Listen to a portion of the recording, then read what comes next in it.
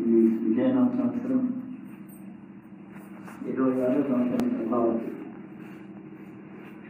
ఒక్కొక్క 5 సంవత్సరం ఒక విధంగా పరిగణించి 60 సంవత్సరాల నుండి 12 యుగాలుగా విభాగం చేశారు. ఇప్పుడు మన పూర్తయినటువంటి దానికి రుద్రుడు ఒక రూపంలో జరిగితే ఇప్పుడు ఈరోజు మొదలైనటువంటి ఈ సంవత్సరంతో మొదలైన 5 సంవత్సరాలకి ఆయుర్భూతుడైనటువంటి రుద్రుడు మరొక రూపంలో అధిపతి. రుద్రుడికి 2 లక్షణాలు ఉన్నాయి. దుఃఖాన్ని కలిగిస్తాడు, శిక్షిస్తాడు. మళ్ళీ శిక్షించడంలో అనుగ్రహంతో పాపక్షయం చేయడానికి జీవుడి మీద అనుగ్రహించి శిక్షిస్తాడు. మనుషుడికి వచ్చే కష్టం సుఖమని మాట్లాడితే అర్థం ఏంటంటే తన కర్మఫలము అర్థం. కర్మ యొక్క స్వరూపం తెలియడానికే కష్ట సుఖాలు అయిపోతాయి. కర్మ అంటే ఒకటి ఉందని తెలియడం ఎట్లాగా? ఒకనాడు కష్టం, ఒకనాడు సుఖం ఇవన్నీ వచ్చాయి. ఆనాడు కష్టం ఎందుకు వచ్చింది, ఈనాడు సుఖం ఎందుకు వచ్చింది? కారణం తెలియడానికి కర్మ, అది తెలియడానికి ఆ కర్మ ప్రేరకుడు. అంటే కర్మలో ప్రేరకుడు అంటే ఎలాగా? మంచి బుద్ధినిచ్చి సుఖకరమైన ప్రేరేపించేవాడు. శంకరాయ మహేశ్వరాజ శివాయ యువతరాయచ అంటే సద్బుద్ధి నుంచి సత్కర్మ చేయించి సుఖపెట్టేవాడు.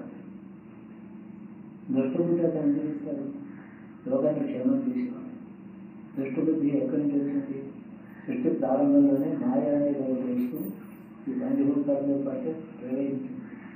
ఆ పంచభూతాలే మనలో ఉండాలి చేత పంచభూతాల్లో ఉండే మాలిన్యంతో ఉంటే దుష్టబుద్ధి అవుతుంది. దీనికి ఏమైంది? మనమేనా? రాక్షసులు ఉన్నారు, రాక్షసులు త్రిపురాసులు, వాళ్ళు చాలామంది రాక్షసులు ఉంటారు. వాళ్ళు రావడానికి ఒక కారణం ఏంటంటే ఈశ్వరానుగ్రహం. ఎలాగా? దేవతలను విరోధించి అంటే ఈ లోకంలో సామాన్య మనుషులు చేసే పాపం ధనమో దేశంలో పాపం చేస్తారు. అలా కాదు, వాళ్ళు దేశాన్ని లోకాన్ని పరిపాలించే దేవతల మీద కక్ష పెట్టారు, అకారణమైనటువంటి. అందుకని అట్లాంటి దృష్టిలు భూలోకంలో ఉండవు, రావు, అప్పుడే వెళ్ళిపోయాయి. దానివల్ల ఏమవుతుందంటే సృష్టిలో ప్రారంభంలో ఉన్నటువంటి అవిద్య, అజ్ఞానం, అహంకారం లేదా తమోగుణం అదంతా కూడా రాక్షసుల రూపంలో ఖర్చు అయిపోయింది. ఎంతైందంటే 1999 వాళ్ళు ఖర్చుగా 1000 ఒకే వంతు మనకి ఉంది. ఇది వాళ్ళని అంటే ఏదైనా దుష్టశక్తి ముందర విజృంభించి నాశనం అయిపోతే భవిష్యత్తు తరాల వాళ్ళు సులభడతారు. అది ఈశ్వర సంకల్పం చేతనే చేస్తారు. ఈ కల్పంలో మొదటి సగంలో కర్తవ్యం.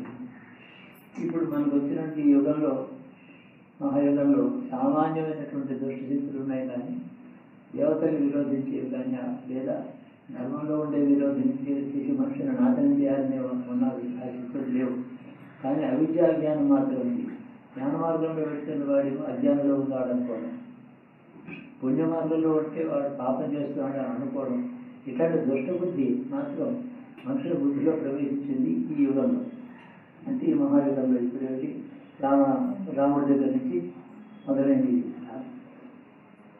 కాబట్టి అటువంటి లోకకార్యాన్ని దేవతలను భయపెట్టేంత దృష్టి లేవు, అయిపోయింది. ఆ కాలం అయిపోయింది. మనకు ఉన్నటువంటి ఆపదంతా కూడా బుద్ధిలో, ప్రకృతిలో ముందే.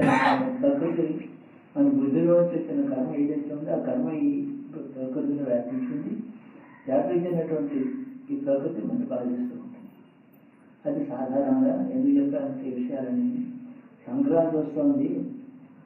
ఈ ఉత్తరాయణ పుణ్యకాలం అంటాం దాన్ని. ఉత్తరాయణం విరగాలను కూడా సంకూరమయ్యాలని, సంక్రాంతి పురుషుడని ఒక పురుషుడు ఉత్తరం నుంచి దక్షిణానికి వ్యాపించి ఉంటాడు.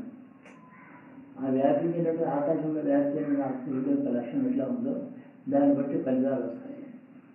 అదే దానికి పంచాంగ శాస్త్రాల్లో చాలా రాశారు. ఏదో ఈ సంవత్సరం కూడా సంక్రాంతి ఎట్లా ఉంటాడో అట్లా ఉంటాడు. అది ఇది వాహనం ఉంటుంది, నల్లగొండ కట్టుకుంటాడు, ఎంతదాలు బాగా పెట్టుకుంటే ఏవో రాస్తారు. వాటన్నిటికీ ఫలితాలు మనుషులు అనుభవిస్తారని చెప్పడం. ఏది చెప్పినా ఒకనాడు రాక్షసులు దేవతలు భయపెట్టినటువంటి రాక్షసులు ఇప్పుడు లేరు. మనకు ఉండే శత్రువు అతను మన బుద్ధి మాత్రమే. ఒక మతం ఉంటుంది, ఇంకో మన మతంలో న్యాయం ధర్మం మనం అనుకుంటాం. మనం చేసేదాన్ని కూడా పాపమని, వాళ్ళ నమ్మిన భగవంతుడు మనం క్షమించడని, ఆయన ఆజ్ఞత మనం తప్పుతున్నామని వాళ్ళు అనుకుంటారు. అది బుద్ధి. కాబట్టి అభిషేకం చెప్తుంది మన చేసే పాపంలో వచ్చింది, అది గుర్తుపెట్టాలి. వాళ్ళకు వచ్చిన దుష్ట బుద్ధి మన మీద ద్వేషం, మన కర్మలో వచ్చింది. కాబట్టి మనం ఉంటే శక్తి ఒకటే, బయట శక్తులు అవి ఏం లేవు. మనం లోపలికి బుద్ధి అయిపోతుంది. అందుకని ఈ సంక్రాంతి పురుషుడిని ఆరాధన చేసినప్పుడు మనం నా బుద్ధి అందు ఈశ్వరుడు నిరంతరం ఉండరు కానీ ప్రార్థించవలసిన సమయం ఇది. అది సాధారణంగా 20 పంచాంగాల్లో 10వ తేదీ నుంచి 16వ తేదీ దాకా ఉంటాయి, 3 రోజులు ఉంటాయి. ఈ సంక్రాంతి పురుషుడు ఆ రోజుని 10 నుంచి 6 రోజులు సాధారణంగా అహోరాత్రాలు ఉంటాడు. అతని ప్రభావమే రేపు రాబోయే 6 నెలలు ఉత్తరాయణంలో ఉంటుంది. సుఖంగా ప్రార్థన. ఈ సుఖదుఖాలకి సంక్రాంతి పురుషుడు యొక్క వర్ణన బాగా వివరంగా చూసేటట్టయితే మనుష్య బుద్ధులు ఎట్లా పనిచేస్తున్నాయో అతను చూపిస్తున్నారు. క్రోధత్వం ప్రధానంగా ఈ సంవత్సరంలో కనబడుతుంది. సంక్రాంతికి అప్పుడే 10 రోజుల ముందర నుంచే దాని ప్రభావం కనబడుతుంది. సాధారణంగా ఈ అమావాస్య ఎప్పుడైతే గడిచిపోయిందో అమావాస్య నుంచే సంక్రాంతి లక్షణాలు వస్తాయి. అవి ఎప్పుడు కూడా మనిషికి బాధాకరంగా ఉంటాయి. ఇదేదంటే పాపం కొన్ని రెండు చేస్తున్నాం. మనం మహాపాపాలను చేసి హత్యలు చేసేవాళ్ళం కాదు. మనం సామాన్యులం. భగవంతుడి విశ్వాసం ఉంది, సత్వగుణం ఉంది, కొంత వివేకం, కొంత విజ్ఞానం ఉంది. ఎవరిని ద్వేషించి చంపమనం అయినప్పటికీ కూడా ఎవరో చేసినటువంటి మానవ జాతిలో ఉండే పాపఫలం అని కూడా పెడుతుంది. అందుకని సంక్రాంతి గురించి శుభకరం కావాలనుకోవాలి. శుభకరం కావాలంటే మాలో దుష్టబుద్ధి రావద్దు. తత్ఫలితంగా దుష్ట సంకల్పాలు, దుష్టకర్మాలు చేసి పాపమైన పాపను అనుభవించుకోవడం శుభంగా ఉండాలి. ఈ ఉత్తరాయణంలో నేను చాలా సుఖాన్ని సంపాదిస్తాను, అంటే పుణ్యం చేస్తాను, అంటే ఈశ్వరారాధన చేస్తాను, ధర్మానికి జీవిస్తాను, ధర్మంలో ఇలాంటి సంకల్పం మాకు ఇవ్వలేదు. సంక్రాంతి పురుషుడిలో ఉండే దుష్ట స్వభావం మళ్ళీ బాధించకూడదు కాక దాని గురించి ఈశ్వరుడు అనుగ్రహం మా ఇంటికి కలగాలి. ఈశ్వరానుగ్రహం అంటే వస్తువులు ఇవ్వడం కాదు, బుద్ధిలో ప్రవేశించడం. బుద్ధిలో ప్రవేశించడం వేరే ఈశ్వరానుగ్రహం, ఇంకేది కాదు. అంటే ఏదో నాకు ఈశ్వరుడు దేవాలి చాలా ధనవంతాడు అన్నమాట అనకూడదు. నాకు సద్బుద్ధిని ఇచ్చాడు ఈశ్వరుడు, అందులోంచి కూడా నా బుద్ధిలో చేయించాడు. దాని వల్ల నాకు ఇచ్చాడు కానీ అతడు నాకు నేను అడగకుండా ఇవ్వలేదు, నేను అడిగితేనే ఇవ్వలేదు. ఆ దృష్టి ఈశ్వరుడు పెట్టాలి. కాబట్టి ఇప్పుడు ఉండే సంకల్పంలో మన అమావాస్య నుంచి కూడా కొన్ని శక్తులు మంచివి కాదు దేశంలో ఉన్నాయి. మనుషుల క్రూరత్వం చాలా ఎక్కువగా ఉంది. ఏదో కొత్త సంవత్సరం అంటాం, దాని గురించి మాట్లాడుకున్నాం. కొత్త సంవత్సరం అంటే ఏం లేదు, అదే శక్తులు నడుస్తూ ఉంటే సంవత్సరాలు ఉంటాయి. ఈ సంక్రాంతిలో మాత్రం మనందరికీ ఒకటే కర్తవ్యం, ఏదైనా శివానుగ్రహం కోసం శివాలయంలో 10 నుంచి 16 తేదీ లోపల ఎప్పుడైనా వెళ్ళి సాయంకాలం శివాలయంలో కొంత గడపడం, శివుడిని ధ్యానించడం. లింగ శివుడు ఈశ్వరుడు 5 ముఖాలు ఉన్నాయి, 5 ఆమ్నాయాలు ఉన్నాయి. ఊర్ధామ్నాయాల్లో కొన్ని ఉన్నాయి, మోక్షాలు ఊర్ధామ్నాయం ఇలా ఉన్నాయి. దక్షిణాన్ని, ఉత్తరాన్ని, పశ్చిమాన్ని అంటే అవన్నీ ఎవరైనా వేరే ఉంది అంట. మొత్తాన్ని లింగ రూపంలో చేస్తే, లింగాన్ని ఆరాధిస్తే 5 ముఖంలో 5 ఆమ్నాయాలు కూడా మనం చేసేవాళ్ళం. 6 ఆమ్నాయాలు ఉన్నాయి ఇంకా. 6వ ఆమ్నాయం ఊర్ధముఖంగా ఉండేది మోక్షాన్ని సూచించేది. మోక్షాన్ని సూచించేది మనకి బుద్ధి కలగాలి. మోక్షం మీద ఇచ్చి ఎప్పుడైతే వెళ్ళిందో ఆ తర్వాత భావం చేసే బుద్ధి ఉండేది. కోరికలు నశిస్తాయి, నాకేం వద్దని అంటాడు, అతను పవిత్రంగా జీవిస్తాడు. అట్టి స్థానానికి అటు సంకల్పాలు మనకు రావాలంటే ఈశ్వరుని సంక్రాంతి కాలంలో, సంక్రాంతి పురుడు ఆకాశంలో రాసిన కాలంలో ఉండేటట్టయితే ఈ 6 రాత్రులు చాలా ముఖ్యమైన. ఎక్కడైనా సరే ఈశ్వరాలయంలో వెళ్ళమాట కూర్చోండి, భగవాన్ గురించి అక్కడ వెళ్ళి కూర్చోండి, రోజు నామదేవుడు కూర్చోండి. అడగాల్సిన అనుగ్రహం నా బుద్ధిలో ఉండాలి.